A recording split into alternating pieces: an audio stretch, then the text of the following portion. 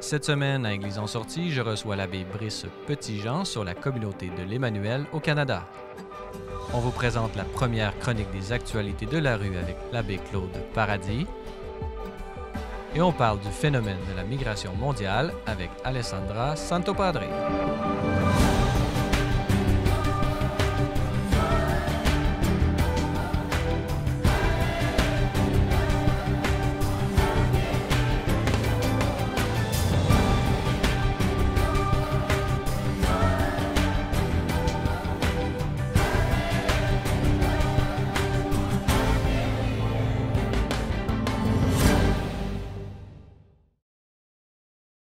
Bonjour mesdames et messieurs et bienvenue à Église en sortie. Aujourd'hui à l'émission, nous allons traiter de la communauté de l'Emmanuel et spécialement au Canada. Et pour nous en parler, nous avons avec nous en studio M. l'abbé Brice Petitjean. Bonjour. Bonjour Francis. L'abbé Petitjean, vous êtes français d'origine de la région de Lorraine, si je ne me trompe pas. Vous êtes prêtre de la communauté de l'Emmanuel et curé ici même à Québec, dans l'archidiocèse de Québec. Alors peut-être qu'on va avoir l'occasion de parler de votre paroisse, mais d'abord, comme je l'ai dit, vous êtes prêtre, mais également membre d'une communauté de l'Emmanuel. Qu'est-ce que c'est? Qu'est-ce que c'est? Grande question.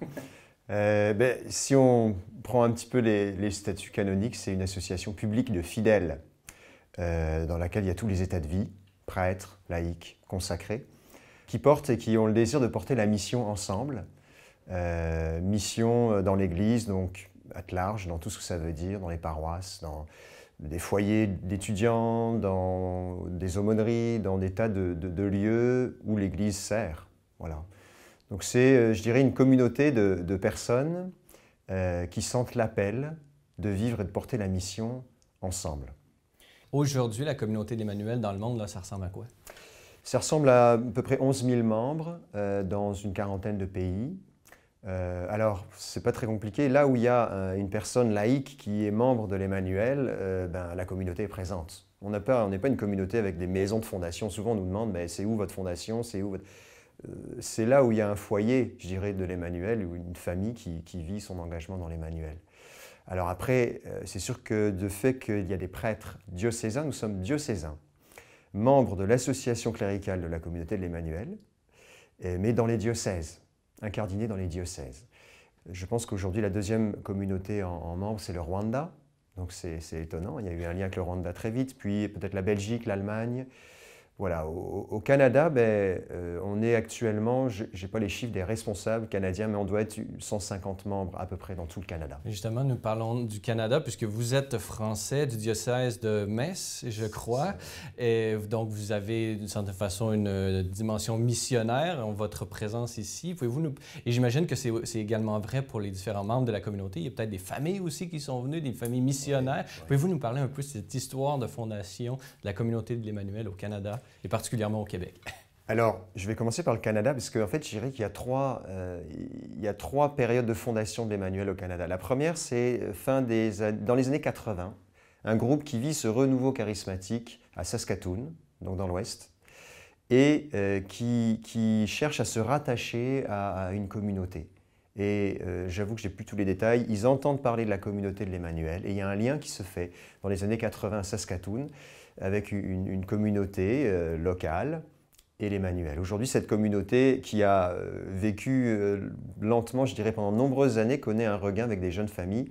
Et il y a une quarantaine de membres aujourd'hui à Saskatoon. Donc c'était comme, si on prend la chronologie, la première communauté. Deuxième fondation, c'est l'arrivée des Combiers, ici, fin des années 80, qui sont paroissiens de l'abbé Christian Lépine. Qui est devenu archevêque de Montréal. Voilà. Et alors, les Combiers ont rencontré leur curé à l'époque, lui ont parlé de la communauté. Il a commencé, Monseigneur Lépine, à connaître l'Emmanuel, il est allé à Paray-le-Monial. Et puis sont venus après d'autres personnes dans des déménagements professionnels, ce qui fait qu'il y a une communauté à Montréal je dirais une trentaine de membres aussi aujourd'hui, à la couleur de Montréal, c'est-à-dire très multiethnique, avec les mouvements d'immigration qu'on connaît ici. La troisième, c'est vraiment une fondation, comme tu le disais, 2007, en vue du congrès eucharistique. Monseigneur Ouellet avait un garçon qui se posait la question de devenir prêtre, dans le séminaire, et il s'appelle Alexandre Julien aujourd'hui, prêtre de l'Emmanuel, qui avait le désir, il était du diocèse de Québec, il avait le désir de rejoindre l'Emmanuel, qu'il avait rencontré dans un voyage en Europe. Et puis, voilà, Monseigneur Ouellet a eu le désir, mais on va faire venir l'Emmanuel à Québec. Et donc, il en a parlé à différents membres, et c'est devenu un vrai projet, et la communauté a envoyé un certain nombre de familles, des consacrés, Alexandre, qui était encore séminariste à ce moment-là, l'abbé Martin Lagacé, que tu connais, l'abbé Frédéric Versker. Et alors tout ce monde-là est arrivé ici en 2007, en vue de la préparation du congrès eucharistique 2008. Et puis tout ce monde-là s'est installé. Puis à l'issue du congrès, qui a été un bel événement pour toute l'Église universelle et toute l'Église du Canada, eh bien, Monseigneur Ouellet a confié la paroisse Saint-Thomas d'Aquin. Monseigneur Ouellet, qui, je le rappelle, était archevêque de Québec à l'époque et qui est devenu, qui était également cardinal et qui est devenu le préfet de la Congrégation pour les évêques à Rome. Donc, un proche collaborateur de Benoît XVI à l'époque et du pape François encore actuellement. C'est ça. Donc, c'est lui qui nous avait accueillis en ce temps-là. À la paroisse, il avait confié la paroisse Saint-Thomas d'Aquin à l'animation de la communauté de l'Emmanuel. Un secteur qui était à côté du campus universitaire, avec 3 cégeps en bordure. Donc un secteur plutôt dédié à la jeunesse. Et la vision que portait le cardinal Ouellet en ce temps, c'était de tourner la mission vers le milieu de la jeunesse. Et donc ça, 2007-2008 environ la fondation, on est en 2018, alors presque 11 ans là, de présence à Québec. Aujourd'hui, la communauté d'Emmanuel et la paroisse Saint-Thomas d'Aquin, ça ressemble à quoi? Alors, moi je suis le curé de cette paroisse, hein. J'ai mis déjà du temps à en faire le tour. En arrivant, il m'a fallu plusieurs années pour saisir un peu ce qui se vivait dans cette paroisse, comprendre l'esprit aussi dans lequel elle était confiée, qu'est-ce qui se vivait là. C'est une paroisse qui est en croissance depuis 10 ans, avec des activités. Ce qui est très beau, c'est que l'abbé Martin, qui a vécu 20 ans en France, qui est québécois, qui est né aux États-Unis, mais il a vécu au Québec toute sa jeunesse, il est arrivé comme un prêtre mûr, avec des tas d'expériences qu'il avait faites. Puis il s'est dit, bon, maintenant, je sais à peu près ce qu'il faudrait faire là pour que ça marche. On va lancer une messe des jeunes. Puis il a lancé ça avec l'équipe, voilà, une messe au début de 30 personnes dans le cœur de l'église. C'était une messe qui n'existait pas, une messe de dimanche soir, bon, ça ne se faisait pas. 19h, assez tard. Ça a commencé tranquillement, aux 2 semaines, 30 personnes, 40 personnes, aux 2 semaines, 50 personnes. Puis ça a commencé à grandir, puis ils l'ont fait toutes les semaines. Puis c'est devenu une messe dans le style dans lequel nous l'animons, qui attire aujourd'hui 300 personnes tous les dimanches. Jeunes et moins jeunes, parce que on n'a pas besoin d'être jeune pour aimer ce que font les jeunes et ce que vivent les jeunes.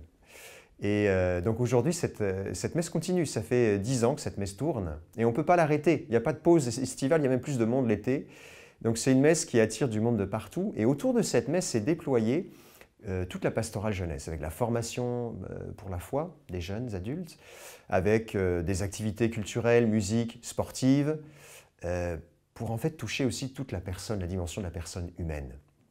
Et alors, chaque année, on est dans un univers étudiant d'abord, donc chaque année, il faut renouveler aussi notre proposition à un univers universitaire qui change à chaque session quasiment.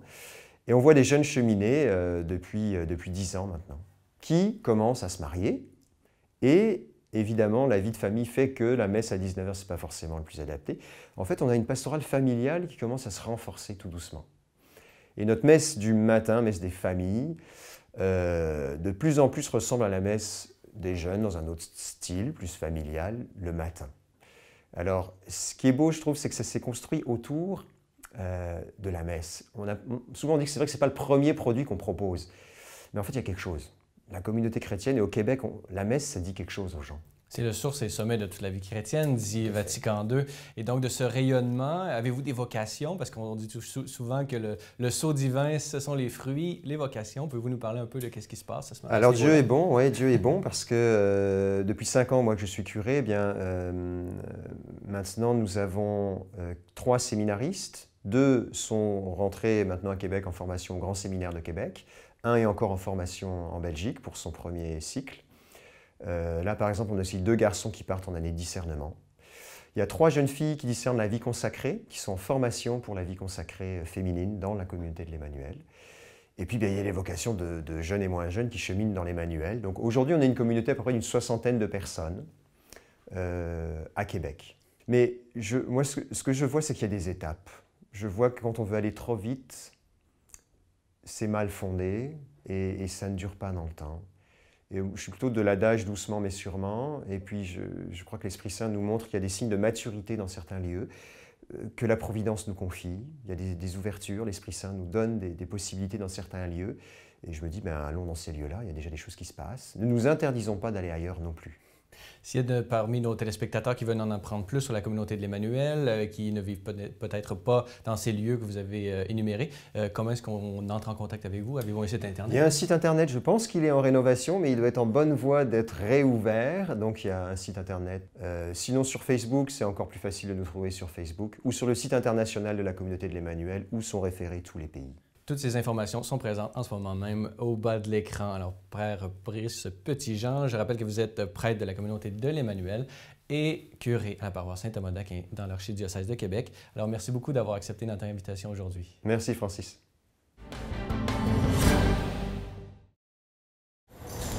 Alors bien bonjour, je suis l'abbé Claude Paradis de Notre-Dame-de-la-Rue et bienvenue à cette chronique de la rue. Aujourd'hui, je vais vous parler de Mère Teresa, mais plus spécifiquement des coopérateurs.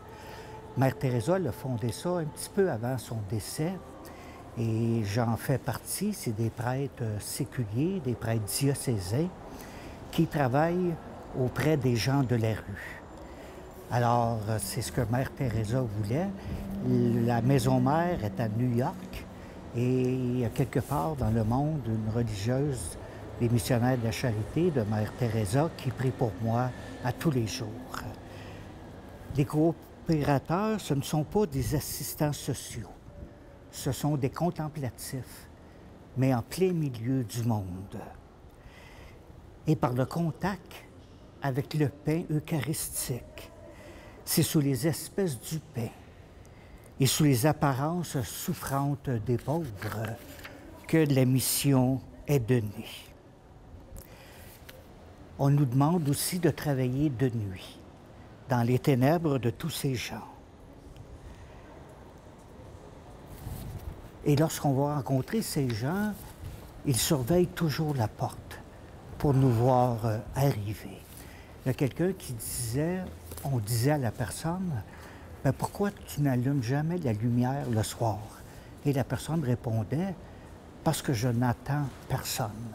Et vu que j'attends personne, ça ne me donne rien d'ouvrir la lumière. » Et maintenant, la personne a pris l'habitude d'allumer la lumière parce qu'elle sait que l'on va y être présent avec elle, avec cette personne. Notre vœu spécifique, c'est de servir les pauvres, mais de les servir dans la joie. La Vierge Marie aussi fait quelque chose d'un petit peu particulier lorsqu'elle va visiter sa cousine, Élisabeth. Alors c'est un peu ça que Notre-Dame-de-la-Rue nous faisons. Nous allons vers les gens. Ce ne sont pas eux qui viennent vers nous, mais c'est nous qui allons vers ces gens qui en ont le plus besoin. On aura toujours sous nos yeux des pauvres, des petits, des gens qui auront toujours besoin. Et Mère Teresa disait qu'il ne faut pas prêcher en parole, mais il faut surtout prêcher par action, par des gestes concrets. Et il faut être aussi des frères de la parole. Il faut aussi vivre nos Nazareth, c'est-à-dire nos moments de silence, nos moments de prière, nos moments de contemplation, pour être vraiment à part entière dans les rues de nos villes. Marie aussi, elle a dit, hein, ils n'ont plus de vin. Alors Marie s'est mise en situation réceptive à la noce, pour dire à Jésus, ils n'ont plus de vin. Marie nous redit la même chose aujourd'hui. Ils n'ont plus de vin. Ils ont soif. Ils ont soif d'être aimés. Ils ont soif d'être reconnus. Ils ont soif d'être quelqu'un. C'est un peu...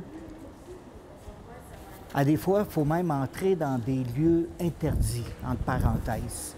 Là où les gens se trouvent, dans des ruelles, dans des bistrots, dans des bars, dans des endroits un peu plus mal famés. Mais c'est là où on va retrouver le Christ, celui qui est pauvre. Le bébé, le tout petit affamé, qui mange son minuscule morceau de pain avec lenteur, parce qu'il sait qu'après, il n'aura plus de pain, mais lui aura encore faim. C'est toute la spiritualité de Mère Teresa. Pour quelques morceaux de pain, plusieurs personnes meurent de reconnaissance, d'être aimées à part entière. C'est ce que Mère Teresa nous dit. Et Jésus est mis en croix. Que d'êtres humains diminués, retardés mentaux, sommes-nous au courant de leur crucifixion? Parfois, je rencontre des gens sur le trottoir et je dis souvent, ils sont crucifiés sur le trottoir. Ils dorment dans la rue. Ils dorment sur les trottoirs, dans les parcs. Alors, c'est des gens qui sont crucifiés à même le trottoir, à même la rue. Coopérateur est une personne qui a une mission précise, une mission spécifique. Et il faut arriver à se connecter à la nature humaine, à ce qui fait le plus sentir l'être humain. Le pape François nous dit d'aller en périphérie pour aller voir justement ces gens que personne, on approche. Un jour, on sera peut-être évangélisé par ceux-là même à qui nous aurons peut-être donné un morceau de pain. Et qui sait, ce sera peut-être eux, les prochains saints, les prochains prêtres, les prochains missionnaires. Alors, c'est ce que je vous invite cette semaine à regarder et à voir ces gens qui sont dans la rue. Et je vous bénis au nom du Père, du Fils et du Saint-Esprit. Amen.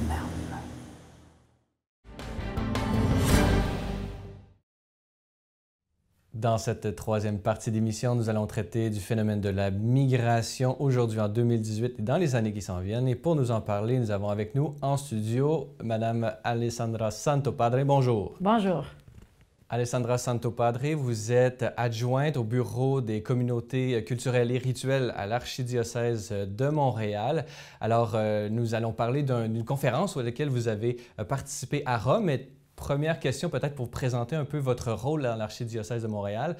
Vous occupez par exemple de la Maison Le Pont. Pouvez-vous nous dresser un portrait de votre travail?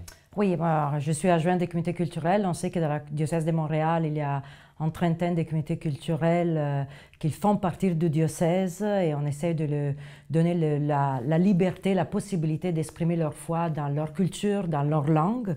Et mon responsable, Monseigneur Pierre Blanchard, est le directeur de ce bureau. Puis Arthur Durieux, qui est responsable au pont, on a ouvert justement la maison d'accueil Les Ponts au presbytère Notre-Dame de Victoire. On a plus que 180 personnes accueillies pendant une année. On a fêté un an l'autre jour. Pouvez-vous nous parler, bon, maintenant on comprend votre rôle, vous êtes vraiment au cœur de ce phénomène de la migration ici même dans l'archidiocèse de Montréal, dans la ville de Montréal. Vous avez récemment participé à une conférence qui a eu lieu à Rome, dont le titre était « La xénophobie, le racisme et le nationalisme populiste dans le contexte de la migration mondiale ». Alors pouvez-vous d'abord nous parler un peu là, de qui en étaient les organisateurs, un peu les participants, comment ça s'est passé? Alors, les organisateurs ont été fondamentalement trois. C'est le Dicaster pour les services de développement humain intégral du Vatican, les conseils œcuméniques des églises, qui est la sede à Genève, et en collaboration avec le Conseil pontifical pour la promotion de l'unité des chrétiens, Cité du Vatican. On était 250 personnes partout dans le monde. On a eu aussi des représentants bouddhistes, hindouistes et musulmans qui se sont joints à nous. Parce que ce qu'on a compris, c'est que vraiment le phénomène, c'est un phénomène de la migration. Le phénomène de la migration, c'est un phénomène mondial. Touche tout le monde, touche toutes les religions, touche toutes les églises, touche tous les pays, soit comme pays d'émigration, soit comme pays d'immigration. Bien sûr que quand on parle de l'autre, c'est ça un peu le focus de notre congrès à Rome, on a peur de l'autre. Alors la xénophobie, les racismes, les nationalismes populistes, la cause principale, c'est la peur. La peur de l'autre parce que c'est différent, la peur de l'autre parce que c'est un étranger, la peur de l'autre qu'il nous oblige à changer notre système politique. Mais ce qu'on a conclu au final de ces 2 jours intenses de travail, c'est que comme base, on a le respect de la dignité de l'être humain.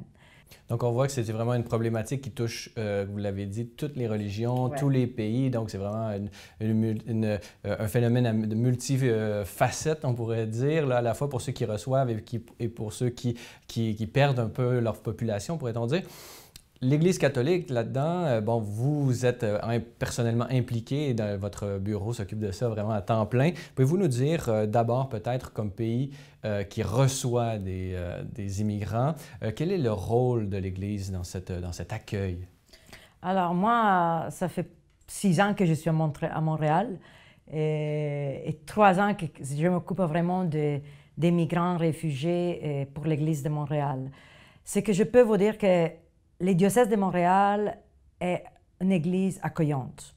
Et quand j'ai présenté ce que le diocèse de Montréal fait, aussi maintenant au Vatican, tout le monde est resté surpris parce que oui, on a peur, mais on ne s'arrête pas à la peur. On est prêt à accueillir. Et on ne s'arrête pas à l'accueil dans l'église de Montréal. On soutient, on protège et on aide à s'intégrer. Ce sont les 4 verbes du pape François, que c'est vraiment des actions concrètes, pastoraux, si on veut le mettre en pratique. Alors l'Église de Montréal, oui, à un moment donné, qu'est-ce qu'on fait? On accueille. Mais après, on s'est rendu compte que ce n'est pas suffisant. Il faut soutenir ces personnes dans leur démarche migratoire. Une fois qu'elles sont ici, il faut les accompagner. Une fois qu'elles sont ici, il faut les protéger, comme les demandeurs d'asile qui sont très vulnérables, parce que leur statut, ce n'est pas encore défini, ne sont pas encore acceptés. À niveau psychologique, humain, sont très vulnérables. Alors il faut les protéger. L'Église est là pour vraiment les accompagner dans toutes ces démarches, pour ne pas les laisser seuls, mais pour faire comprendre aussi à les institutions, au monde, aux citoyennes, qui sont des personnes qui ont des droits, qui ont un passé et qui cherchent une vie meilleure. En même temps, on voit que l'archidiocèse de Montréal est vraiment impliqué dans cette vision du pape François, dans ce phénomène migratoire. Maintenant, plaçons-nous du côté des pays d'où les gens partent d'une certaine façon, puisque l'Église est sur le terrain là aussi. Vous avez certainement rencontré des évêques qui peut-être qui perdent une partie de leur population. Là. En Syrie, par exemple, vraiment, il y a des regards vraiment très différents, des perspectives différentes. Pouvez-vous nous dire un peu comment ces personnes ou ces chefs religieux des pays où est-ce que les gens quittent, quelle est leur perspective sur ce phénomène? Justement, ils sont très, très inquiets parce qu'en partie de leur population chrétienne, catholique, ils quittent leur pays. Alors, et pour eux, c'est une perte à prendre en considération. Alors, de leur côté, je le comprends très bien. Ils aimeraient maintenir cette personne dans leur pays, les soutenir où ils sont et maintenir aussi la foi catholique vivante. Alors, voir tous ces mondes qu'ils quittent, ce n'est pas facile. De l'autre côté, j'essaie aussi de me mettre de la personne réfugiée qu'il quitte, qu'il a peur d'être tué, qu'il est persécuté, qu'il veut donner à leur enfant un futur, un avenir meilleur. Alors, je ne suis pas ici pour dire que ce qui est bon et ce qui est mal. Je suis là pour accueillir une fois qu'ils sont ici.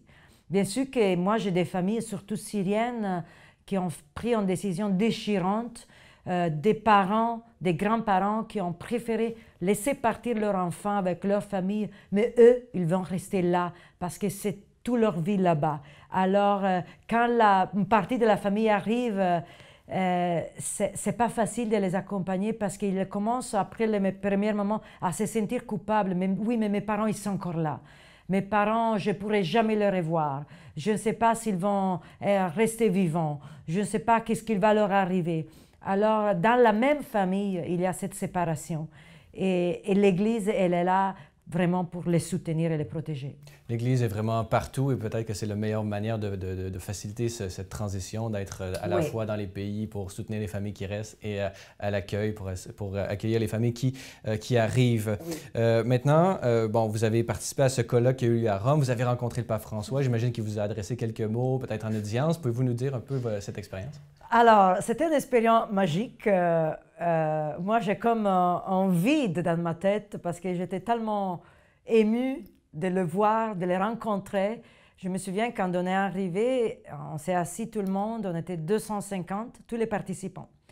Quand le pape est entré, il nous a vus si nombreux, et il a dit « Mais j'avais préparé un discours, mais je vous donne la copie parce que j'aimerais vous rencontrer une à une et vous saluer. » Alors, a donné la copie à un cardinal et après, ils nous ont donné la copie de son discours.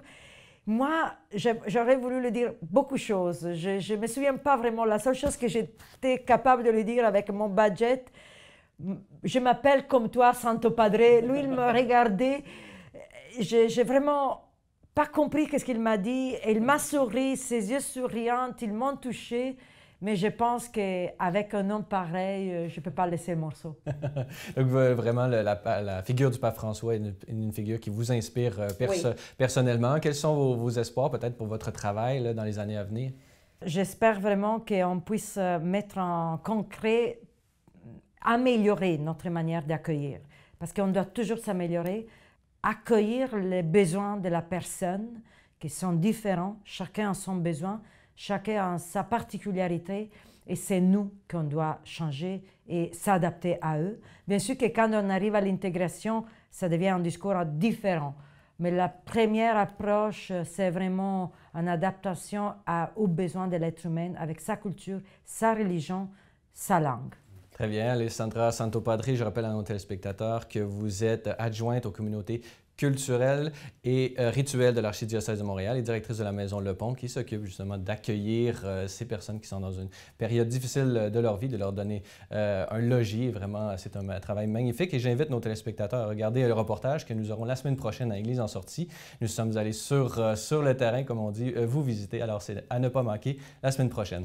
Alessandra Santo Padre, merci beaucoup d'avoir accepté d'être avec nous aujourd'hui. Merci à vous. Voilà, c'est tout pour cette semaine. N'hésitez pas, si vous avez des questions ou commentaires, vous pouvez m'écrire à l'adresse qui apparaît à l'écran. Revenez-nous la semaine prochaine pour un autre épisode d'Église en sortie.